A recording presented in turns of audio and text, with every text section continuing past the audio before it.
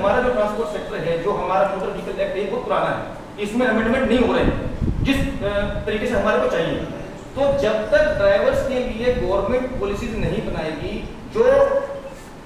Motor मालिक है उनको भी जो कंडीशन वो माननी पड़ेगी, पॉलिसीज माननी पड़ेगी, तब तक हमारे ड्राइवर्स का ऐसे शोषण होता रहेगा, चाहे फिर वो डिपार्टमेंट कर रहा हो, चाहे मोटर मालिक कर रहा हो, चाहे पब्लिक कर रहा हो। पहला तो मेरा आपको जो एक सजेशन है, सॉरी आपके माध्यम से जो मेरा एक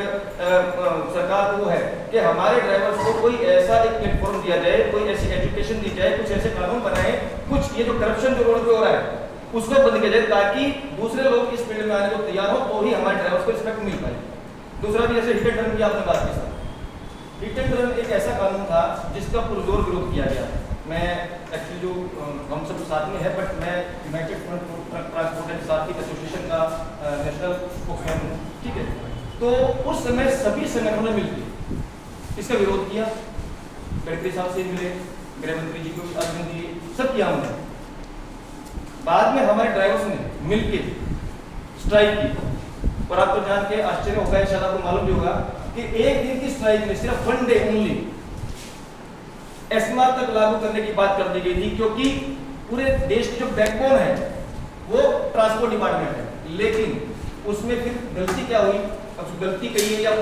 पॉलिटिक्स कही है, संगठनों की जो भी कही है, गवर्नमेंट ने बुलाया हमारे कुछ जो दूसरे ट्रांसपोर्ट संगठन है नेशनल लेवल पे, उनको बुलाया और उनको ये आश्वासन दिया गया कि आपसे डिस्कशन किए बिना हम इसको इम्प्लीमेंट नहीं करेंगे, इसमें जो सुधार करने हैं आपके हिसाब से, ये उनको बोल के उस स्ट्राइक को खत्म किया गया। और जैसे स्ट्राइक खत्म हुई उसके महीना 2 महीना बाद में बिना किसी से बात किए हुए उसको सेम टू सेम लागू कर दिया गया। लेकिन अब क्योंकि वो लागू हो चुका है तो उसमें संशोधन सिर्फ सरकार कर सकती है, और जो आप सबको मालूम है कि हमारे ट्रांसपोर्ट संगठन में अभी तक इतनी यूनिटी नहीं बनी है कि दोबारा से वैसे स्ट्राइक हो सके, बट वो कानून लागू हो चुका है। और उसमें हमारे एंड पे, मैं अपनी नहीं कहूंगा, बट हमारे जो ट्रांसपोर्ट संगठन है जिनको झूठा आश्वासन मिला और उन्होंने उसके बेस पे उस स्ट्राइक को खत्म किया,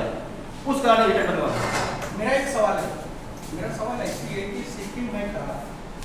देश की